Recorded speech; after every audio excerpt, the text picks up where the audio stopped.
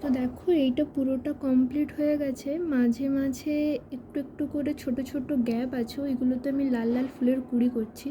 প্রথমে তো আমি ছোট ছোট কুঁড়িগুলো করে নিচ্ছি, তারপরে ডাল করে দেবো, ব্যাস এটা কমপ্লিট। তারপর একটা করে দেখাচ্ছি এটা কেমন করে করি। দেখো প্রথমে তো ওপরে ঘরে একটা ছোট্ট মতো তুলবে, তারপর একটু ছেড়ে ডান সাইডে একবার, আর তার নিচে আবার তুলে বাম সাইডে একবার। দেখো বাম সাইড, নিচেরটা সবসময় এরকম স্ট্রেট থাকবে, আবার ডান সাইডে একটু।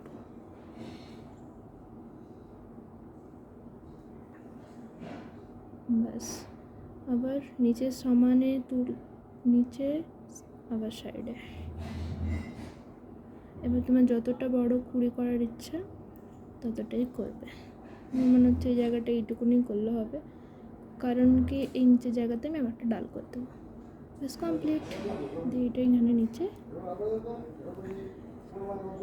টেনে বের করে দেবো, তো আমার একটা কুঁড়ি রেডি।